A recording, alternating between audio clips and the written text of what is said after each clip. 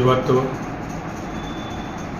November 1ನೇ ತಾರೀಕು ಕರ್ನಾಟಕದ ಎಲ್ಲ ಜನತೆಗೂ ಕನ್ನಡ ರಾಜ್ಯೋತ್ಸವದ ಶುಭಾಶಯಗಳನ್ನು ಕೋರುತ್ತಾ, ಇವತ್ತು ನಮ್ಮ ಕಲ್ಯಾಣ ಕರ್ನಾಟಕದಲ್ಲಿ ಈಗಾಗಲೇ ಸೆಕ್ಯುಲರ್ ವಾಯ್ಸ್ ಎಂಬ ದಿನಪತ್ರಿಕೆಯು ಕಲ್ಯಾಣ ಕರ್ನಾಟಕದಲ್ಲಿ ಈಗಾಗಲೇ ಸಾಕಷ್ಟು ಜನರ ಮನವನ್ನು ಮೆಚ್ಚಿರುತ್ತದೆ.